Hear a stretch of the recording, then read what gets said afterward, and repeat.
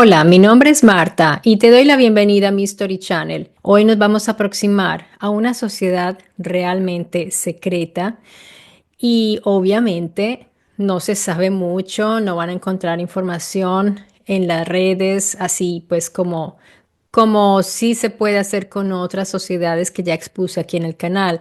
De hecho, me hizo sonreír un poco cuando les estaba hablando de los Rosacruces, porque yo pensaba que eran difíciles de ubicar, al menos lo fue por un tiempo antes de que estuvieran las redes activas y me di cuenta que tienen hasta una página web. Entonces, cuando yo estaba editando el video, mientras les decía que eran difíciles de ubicar, yo misma puse la página y me dio mucha risa. Dije, ahora las personas que ven el video se van a reír porque justamente es gracioso.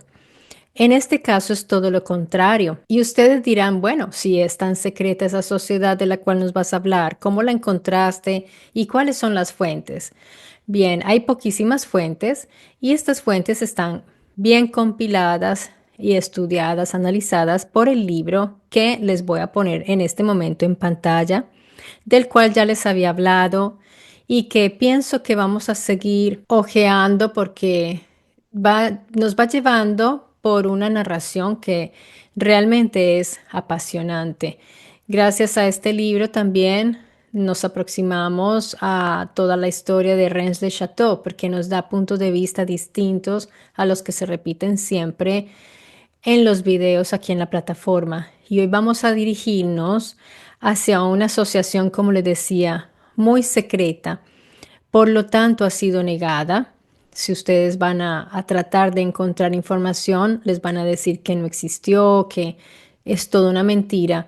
Pero hay informaciones y hubo personas que dieron testimonios, así que por eso me interesé, porque donde yo veo que hay algo que pueda tomarse como un testimonio quizás posible, verídico, yo lo traigo aquí al canal sin decir que es totalmente cierto al 100%, pero lo que les traigo hoy son argumentos sólidos. Viene de documentos y de los estudios que ha realizado el autor de este libro que me parecen bastante atendibles. Y esta historia nos va a conducir hacia una sociedad bastante extraña.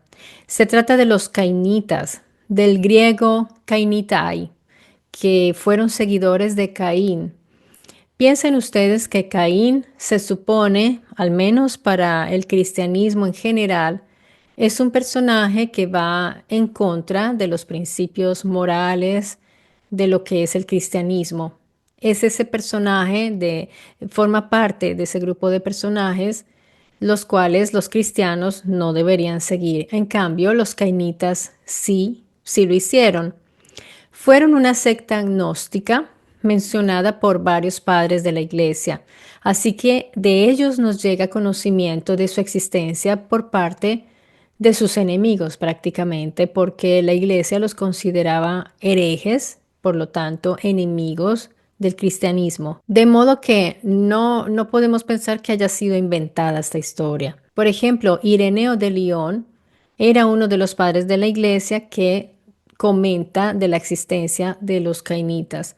También Epifanio de Salamina y Tertuliano, de modo que podemos saber que sí existieron. Consideraban que los personajes bíblicos condenados por Yahvé, es decir, Caín, Esaú, los sodomitas, los egipcios, Judas Iscariote, etcétera, eran en realidad los portadores del conocimiento oculto o la gnosis. Entonces se pueden dar cuenta que es como todo el contrario al concepto cristiano. Son la antítesis del cristianismo. Ellos sostenían que el Dios del Antiguo Testamento, es decir, el Dios escogido como el único Dios, ya sabemos cuál fue ese proceso, escogieron a Yahvé como el único, no era el ser supremo, sino un demiurgo inferior o incluso un tirano cósmico que esclavizaba la materia. Esto ustedes ya algunos deben saber acerca de esto porque estamos viendo muchos canales de corte gnóstico que hablan de esto. pero ellos hablan más que todo de Jehová, que fue un modo de pronunciarlo, el cual es una pronunciación latinizada de las que existen, de las probables. Por el contrario, para ellos el verdadero Dios es trascendente, oculto, y sus elegidos se rebelaban contra el demiurgo.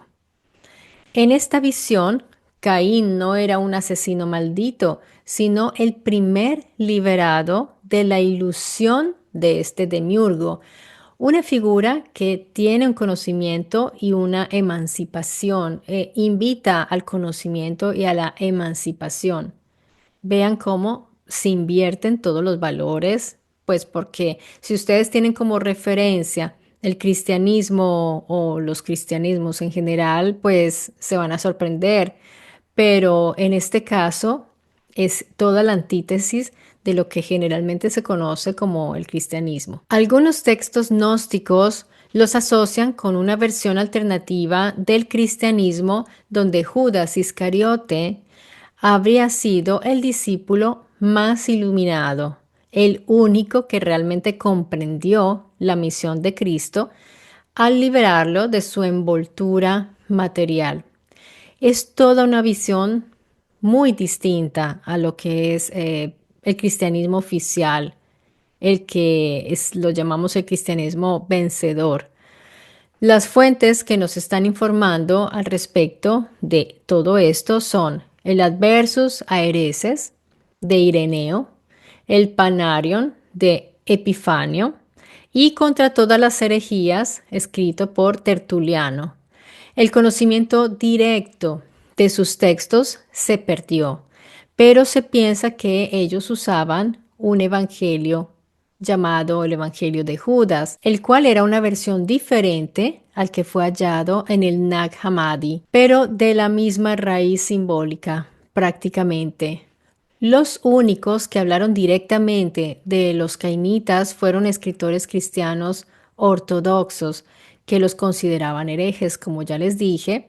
Entonces sabemos que realmente existían. Así que ninguno de estos cristianos que hablaron de los cainitas simpatizaban con ellos, pero esas descripciones, aunque pueden estar también sesgadas porque obviamente los veían como herejes, nos dan pistas de su existencia, como en esta cita, por ejemplo, de Ireneo de León del siglo segundo del Adversus Hereses, primero 31, donde dice: hay otros que se llaman a sí mismos cainitas, veneran a todos los que el Creador condenó, a Caín, Esaú, los sodomitas y sobre todo a Judas, el traidor, afirmando que conoció la verdad mejor que los demás apóstoles. Cierro las comillas porque esto lo dijo Ireneo, y él añade que los cainitas poseían un texto propio llamado el Evangelio de Judas.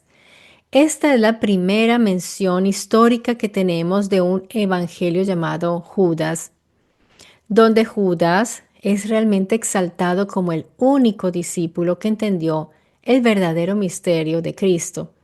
Epifanio de Salamina, siglo IV, Panarion, es la obra. Allí en esa obra repite la noticia y dice que los cainitas afirmaban que Judas fue el único que supo la verdad y llevó a cabo el misterio de la traición por orden del mismo Cristo. Espero que estén entendiendo todo esto. Esto también lo expone mucho Bart Ehrman, el filólogo que ya les he expuesto aquí en el canal. Les he traducido algunos de sus videos, si quieren ir a buscarlo en el canal, que es muy interesante. Le explica un poco acerca de este evangelio y explica un poco acerca del pensamiento gnóstico acerca de Judas. Epifanio también menciona que tenían un evangelio secreto, pero no conservó su texto. Tertuliano, del siglo III, en su obra Contra todas las herejías, cita a los cainitas entre los gnósticos que veneran a los impíos. Claramente para ellos Caín, Esaú, los sodomitas y Judas eran los impíos.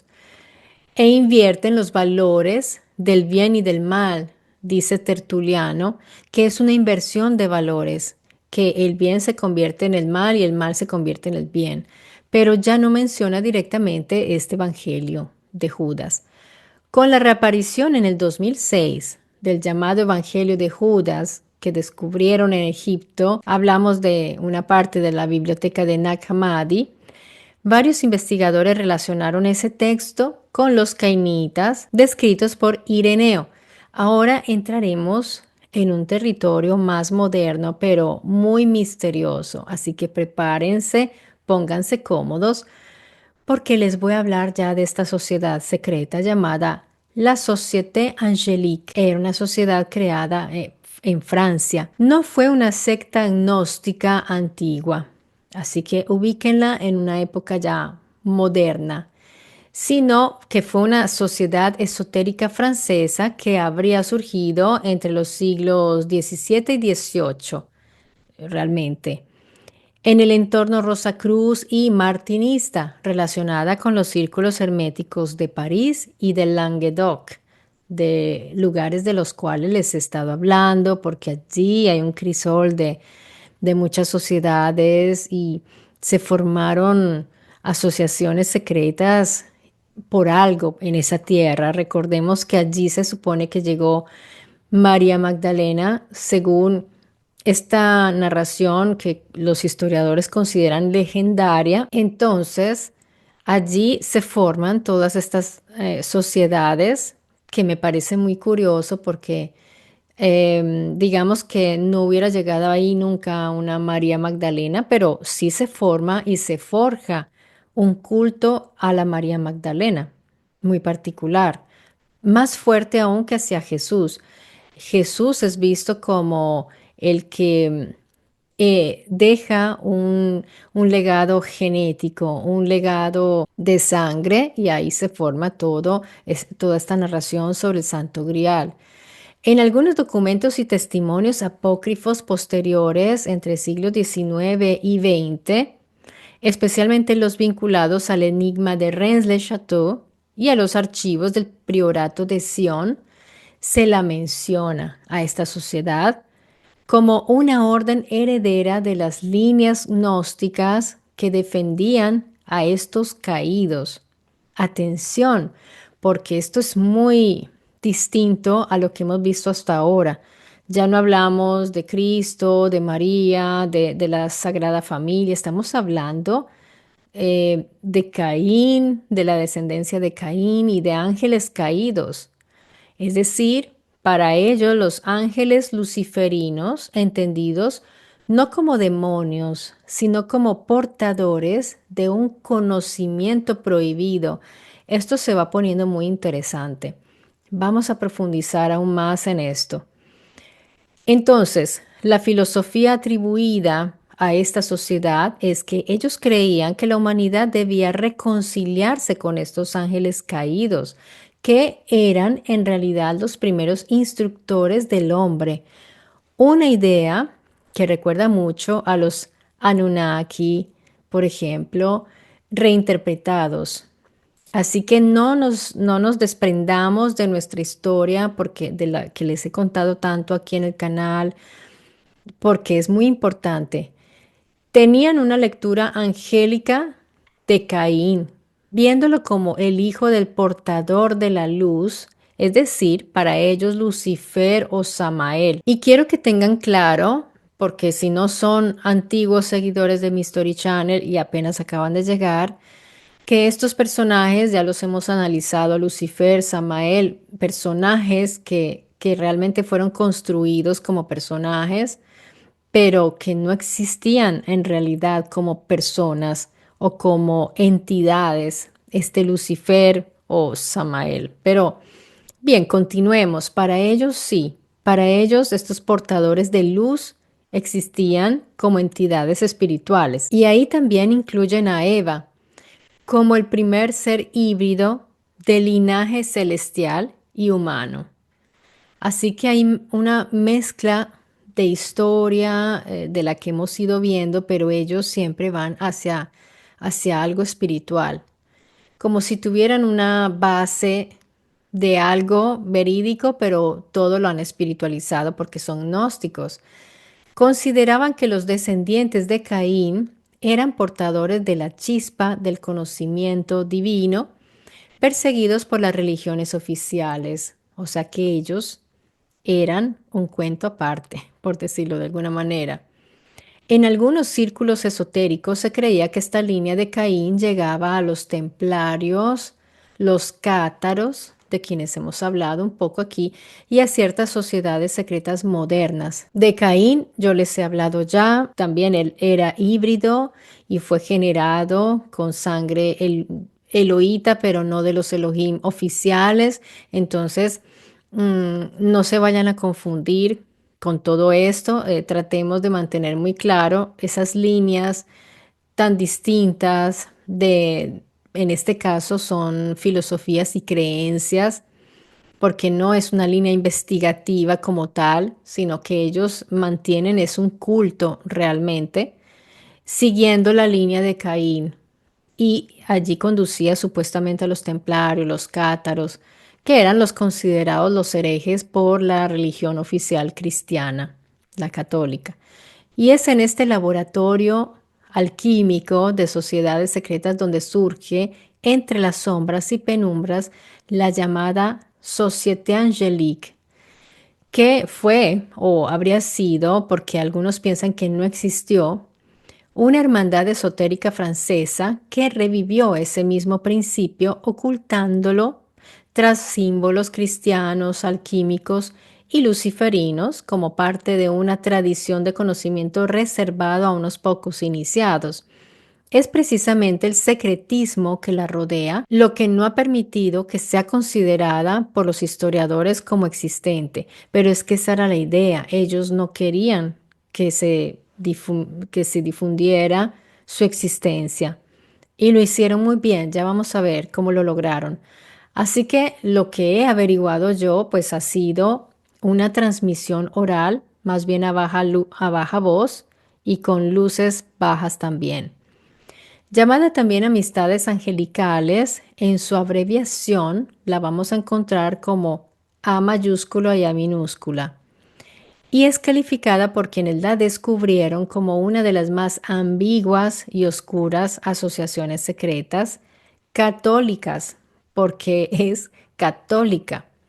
Esto es algo muy contradictorio porque es católica, está dentro del catolicismo y volvemos nuevamente a estas infiltraciones extrañas en el catolicismo, porque en realidad no la conocían todos en la esfera católica, porque era como, yo no sé cómo explicarlo, como se introdujo dentro de la sociedad católica, pero ni siquiera los mismos católicos todos sabían de su existencia. Es un fenómeno muy extraño porque además rendía culto a los ángeles.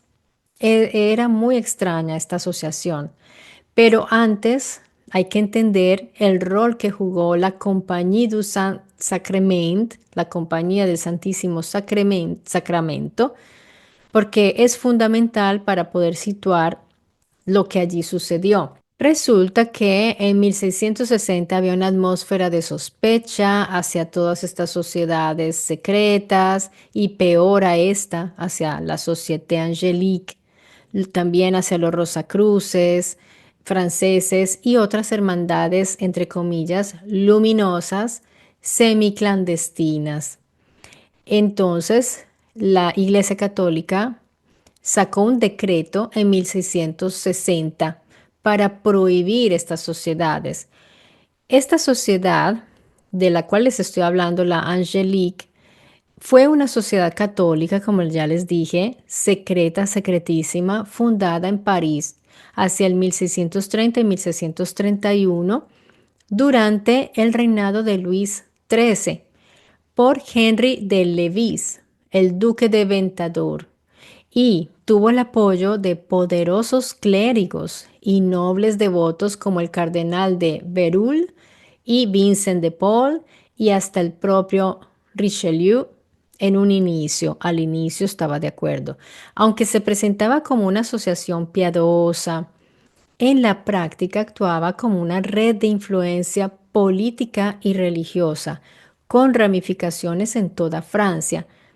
Y me viene en mente el pulpo, ese símbolo secreto del pulpo con sus tentáculos en toda Francia, ¿recuerdan? El del Hierón du Val d'Or, esa otra asociación secreta que todo esto se va a ir a conectar con esto. Se trataba de una hermandad católica secreta con miembros de la nobleza del mismo clero, de niveles altos del clero, y magistrados del Parlamento de París. No estamos hablando de cualquier grupito ahí. Tenía un enorme poder político y real. Tenía acceso directo al trono y al cardenal Richelieu. Controlaba hospitales, prisiones y tribunales e incluso tenía espías en el gobierno.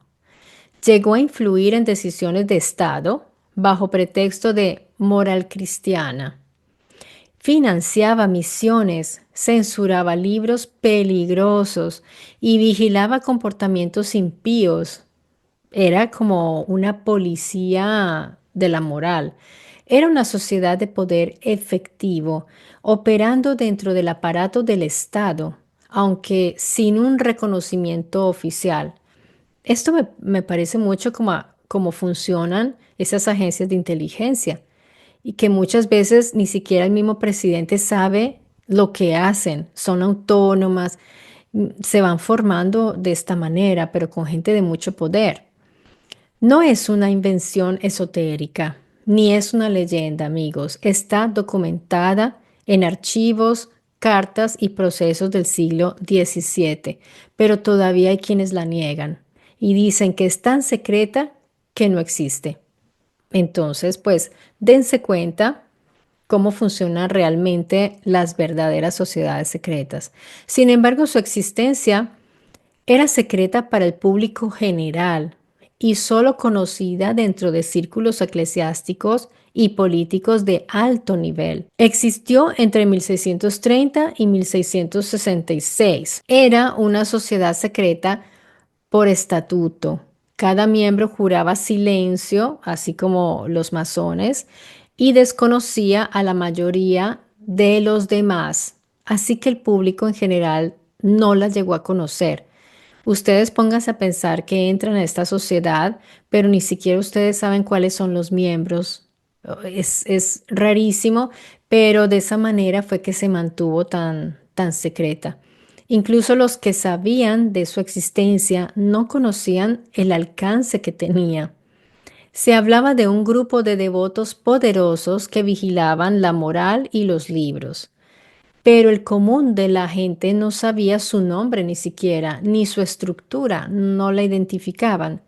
Cuando el Parlamento actuó en 1660, porque ya se preocuparon y ya les dio miedo esto, recién entonces su existencia salió a la luz, pero parcialmente, porque el decreto mencionó las asambleas ilícitas, así las mencionó, y algunos cronistas ya comenzaron a hablar de ella, se interesaron. Tenía redes de beneficencia, hospitales, escuelas, pero también tenía espías, censores y agentes de la moral. Intervenía en juicios, campañas misioneras y persecución del jansenismo y del protestantismo. Por eso el poder real, al fortalecerse bajo Luis XIV, la percibió como una iglesia-estado dentro del Estado, y es que lo era. Así que la eliminó.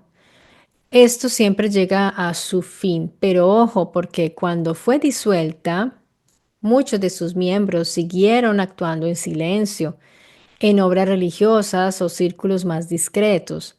Esto no era tan fácil de disolver. Esa disolución dio paso a la idea de que más tarde fue retomada por ocultistas y escritores que le permitieron sobrevivir en la sombra como una semilla de sociedades espirituales angélicas. La sociedad angélica luchó tenazmente por sobrevivir y la de Marsella logró resistir hasta el 1702. Sin embargo, hay elementos que sugieren que esta asociación se articuló a un eje secretísimo compuesto por pocos miembros, formando unos anillos concéntricos, siendo los internos, los que estaban en la parte más interna de estos anillos, eran los más secretos. Y los periféricos eran estas estructuras un poco más visibles que interactuaban y la gente sabía que estaban. Los de adentro no sabían ni siquiera los de los anillos más externos que existían, que quiénes eran. Y aquí entra una figura importante en esta investigación. René de Voyager, Paul D'Argenson, es una figura clave para comprender la red política y espiritual que rodeaba a la Compagnie du Saint-Sacrement y el ambiente de devoción elitista y poder oculto del siglo XII francés. René de Voyager fue miembro activo y probablemente dirigente de la compañía. Combinaba política y misticismo, algo típico del espíritu de la compañía. Promovía la idea de una monarquía cristiana guiada por la Eucaristía. Esto es algo que buscaban también, por ejemplo, los templarios y estos movimientos como los de los cátaros que querían promover una realeza que viniera de la sangre de Cristo directamente. Recordemos que ellos estaban supuestamente protegiendo esta herencia genética de Jesús y María Magdalena para poner un rey mundial. Esa era la misión de ellos y como su objetivo era ese. Estos también estaban con esta idea de una monarquía cristiana, siempre con esta idea de esa herencia, como de ese linaje. En estudios modernos sobre la Compagnie du Saint-Sacrement, René de Boyer aparece como uno de los pilares fundadores. Viendo las nubes oscuras que se acercaban amenazantes, los miembros fieles decidieron formar una nueva asociación para mantener viva la que ya había sido señalada. Entonces, para no dar muchas pistas, ellos quisieron, cuando se referían a la sociedad nueva que crearon para que siguiera viva esta que ya había sido señalada, la llamaron la asamblea, por ejemplo, cuando se iban a reunir. O si querían mantener aún más el secretismo, la nombraban como la AA. Entonces, esta es la famosa asociación de Los Ángeles. Estas AA estaban configuradas en 4 niveles.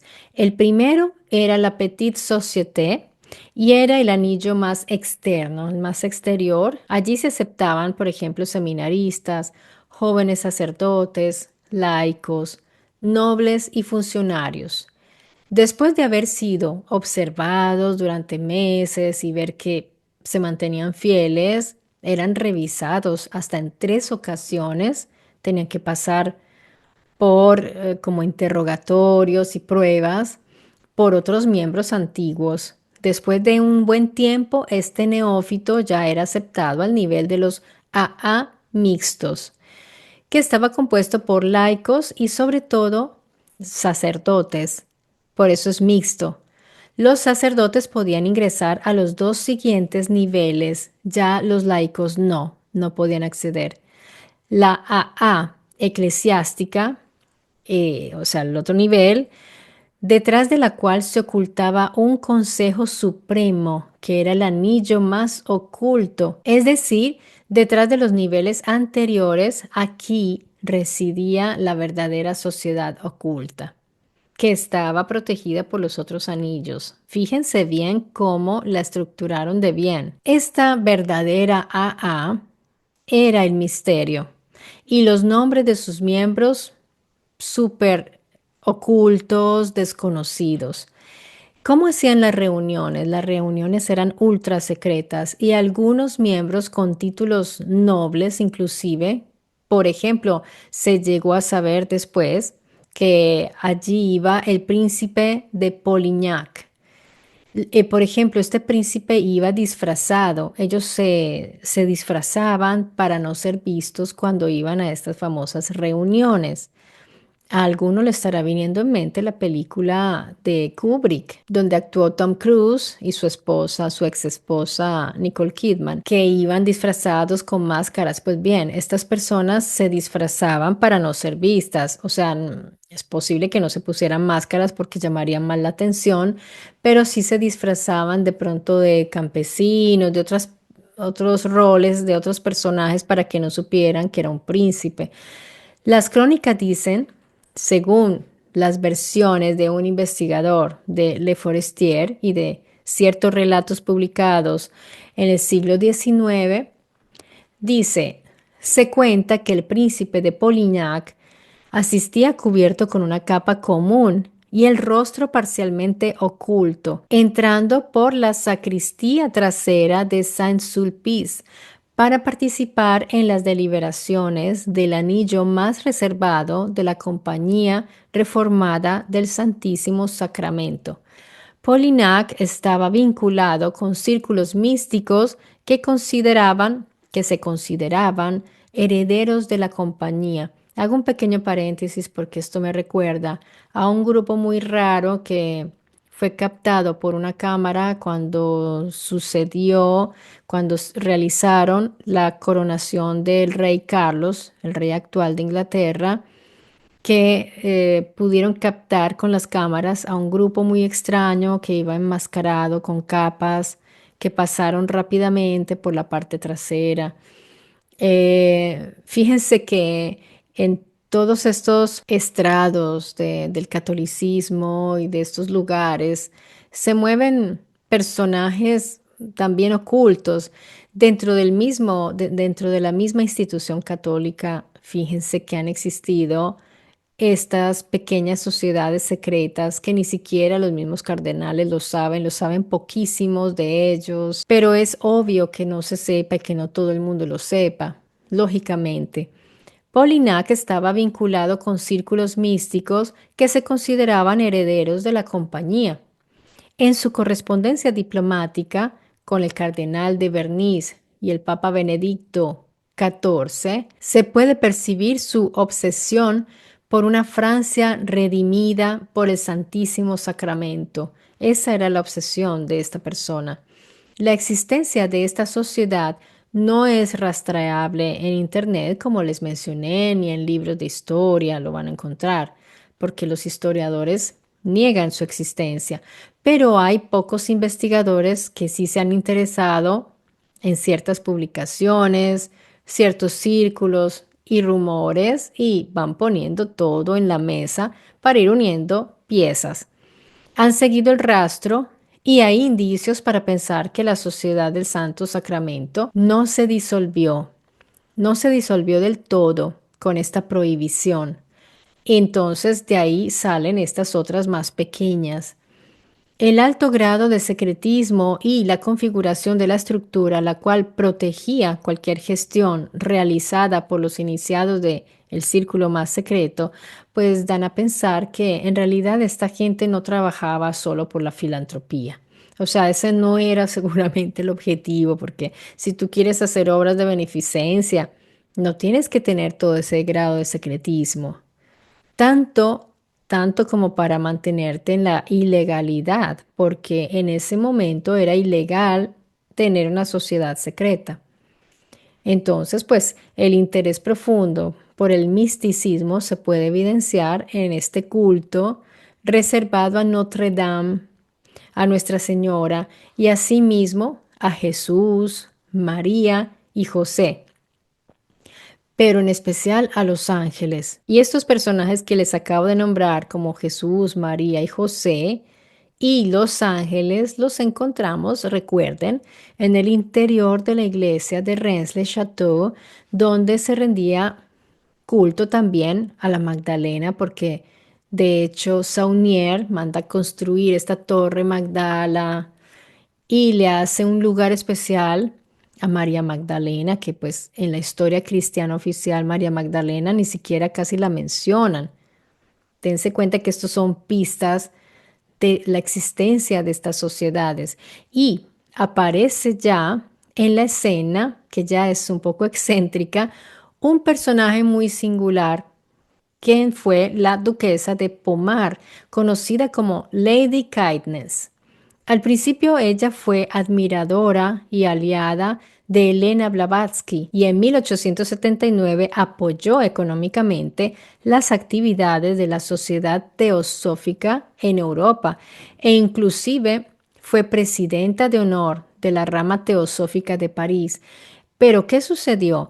El vínculo entre ellas dos se quebró porque Lady Kindness no aceptaba someterse a esa autoridad doctrinal de la Blavatsky y Olcott.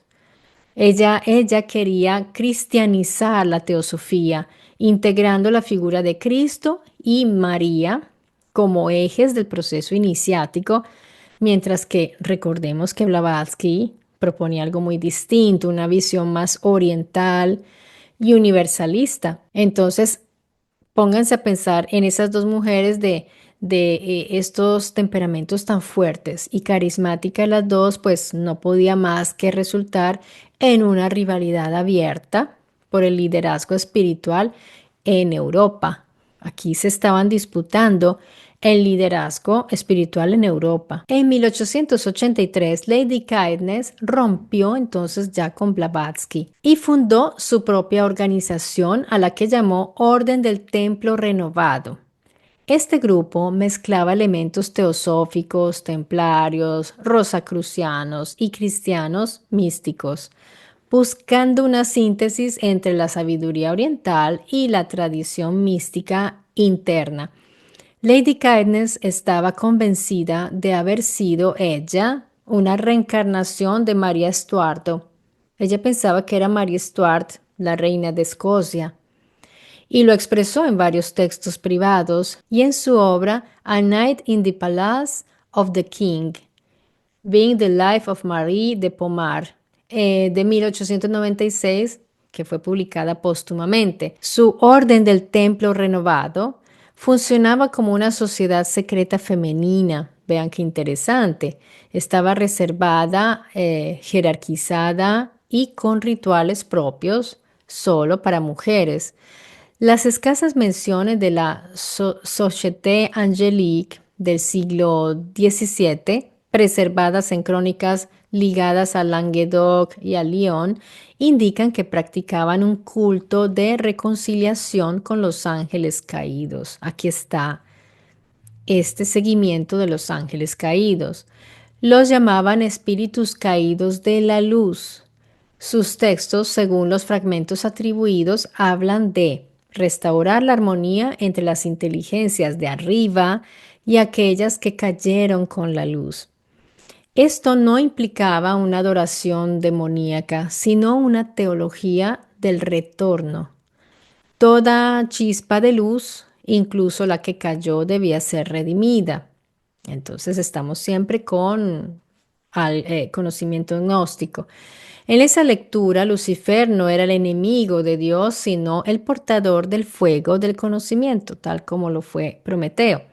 Por eso la Société Angélique habría sido percibida por la Iglesia como algo herético y peligroso. Su culto a los ángeles caídos invertía esa jerarquía tradicional del cielo que el cristianismo ha instaurado. Entonces Lady Kindness retoma esa corriente 3 siglos después. En sus escritos sobre el templo interior de la luz y en su Ordre du Temple Renouvé, afirma que los ángeles caídos son los instructores primordiales de la humanidad, espíritus que al unirse con la materia permiten la evolución del alma humana. Quiero entonces detenerme un momento aquí, lo considero importante. Porque en todas las tradiciones antiguas, si se fijan, desde los gnósticos hasta los textos de Enoch o las tablillas mesopotámicas, hay una constante que son los seres de luz, inteligencia, recordemos los Dingir, o conocimiento que descienden al mundo. Pero ese descenso, estas personas lo interpretan como una transgresión, o sea, las religiones lo ven como una caída moral, pecaminosa, los caídos. caídos porque son pecadores. Todo esto lo ven las corrientes esotéricas de esta manera. Ahí nace el arquetipo del portador de la luz, Lucifer, y que también ellos ven a Enki, Prometeo, Viracocha, los ponen a todos en ese mismo paquete, por decirlo de alguna manera, vistos siempre desde este punto de vista esotérico. Y luego esto se fragmenta en muchas doctrinas que van a hablar siempre de todo esto como un hecho espiritual. Entonces, yo quisiera marcar esa diferencia entre esa mirada de la cual les he estado hablando, de estas sociedades, y la investigación que yo estoy llevando, porque yo hablo de los luminosos, pero no así, no como entidades espirituales o mucho menos caídas. En realidad, lo que yo he encontrado, y es mi punto de vista, por lo cual pueden atenderlo o no, lo he visto como entidades concretas, como civilizaciones avanzadas, que se puede ver una civilización con mayor conocimiento como iluminados, por ejemplo, luz. Esto ya es una interpretación simbólica. Su luz, la luz de estos individuos, no era ni moral ni espiritual, por lo que yo veo, no en el sentido cristiano, sino algo físico, observable, quizás manifestado, o sea que era una manifestación de una tecnología también, quizás. No sabemos cuál era la naturaleza de estos individuos, pero seguramente físicamente o tomaban nuestra forma o eran muy parecidos a nosotros, porque como los han representado, podemos ver que tenían un cuerpo, no eran seres simplemente invisibles de otra manera como los hubieran podido representar en algunas culturas. Puede ser que esa luz alguien lo haya interpretado como algo cognitivo, como un conocimiento, pues puede ser, pero después, porque en realidad los primeros encuentros, cuando uno describe algo que ve la primera vez, describe totalmente lo que ve.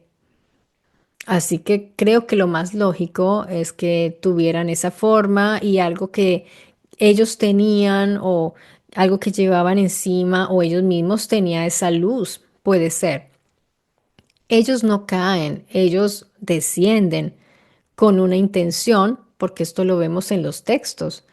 En los textos se habla de que ellos descienden, en los textos antiguos, porque ya después lo que la gente describe o interpreta de lo que es el Nuevo Testamento, ya ahí hablan de ángeles, ya se habla de todo, todos estos seres espirituales, pero ya bien sabemos, ya les he hablado aquí, de todo ese proceso de helenización, de toda la influencia de los persas hacia la cultura de los judíos, en fin, todos esos aportes van a resultar en un sincretismo de creencias y descripciones y lecturas distintas.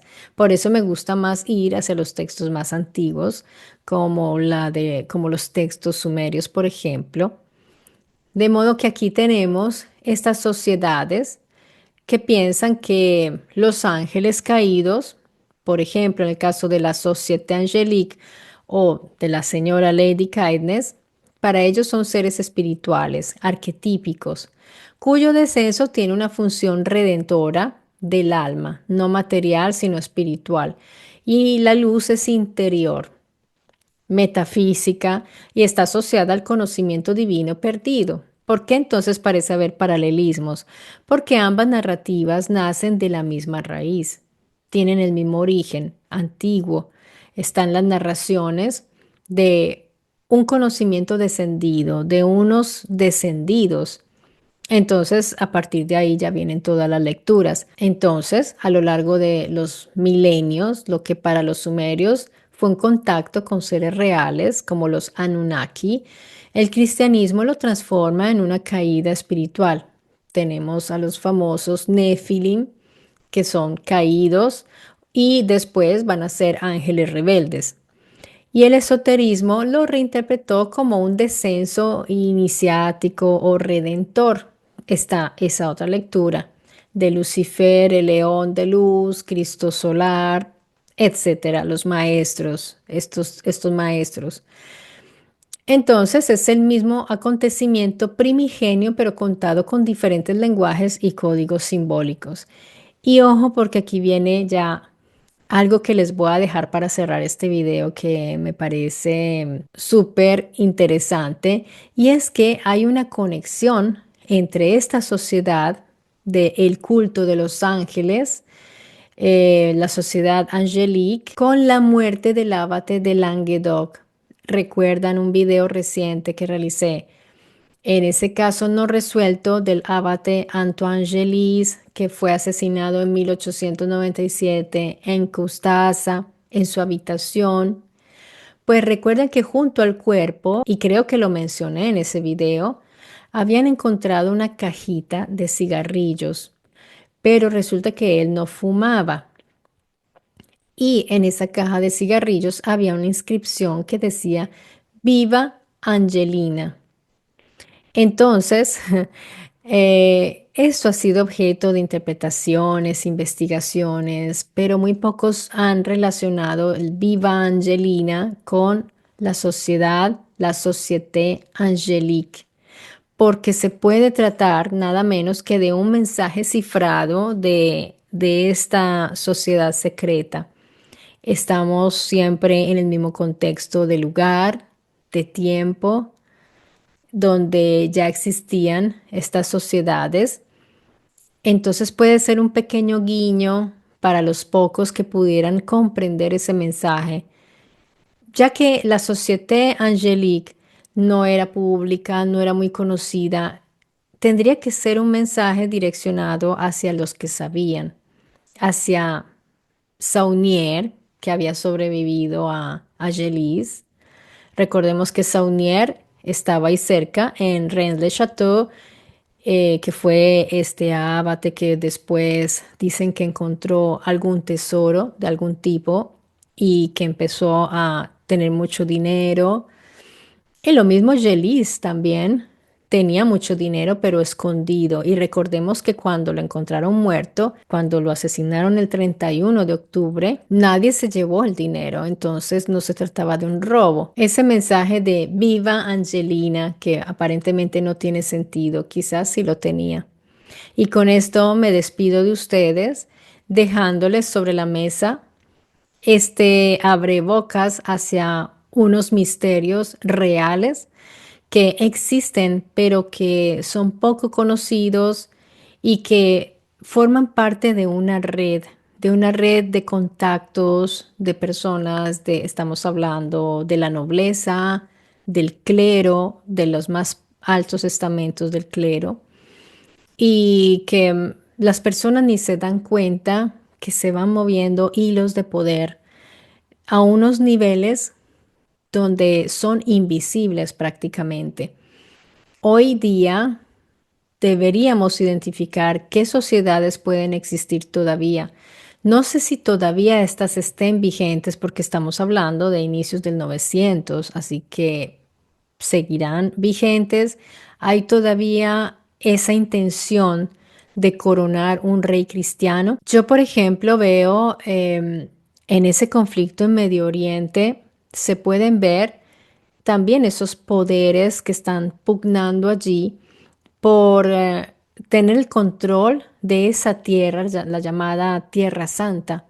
Y ahí recordemos que están las tres religiones que se desprenden de Abraham, de estos linajes abrahámicos, y que se están pugnando también ese lugar. Por ejemplo, en el caso de la Iglesia Católica, tuvieron que hacer la reproducción de lo que puede ser la tumba original de Jesús, y se la hicieron ellos allí en su basílica de San Pedro, aunque dicen que es la tumba de Pedro, pero en realidad hicieron fue una especie de copia, de reproducción real de la que sería, y se supone que puede ser la tumba original de Jesús. Y en esa tierra, allí donde actualmente está Israel, y ¿quién tiene el poder allí? Pues Israel. Entonces, si encuentran algo que sea de interés de los cristianos, es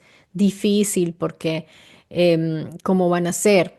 Por ejemplo, cuando hallaron unas tumbas con unas cajas con osarios y según la tradición judía, el respeto hacia los cadáveres es algo esencial y ellos inmediatamente los volvieron a enterrar. Creo que lo que hay hoy en el Museo de Israel son réplicas porque los verdaderos osarios están ya enterrados.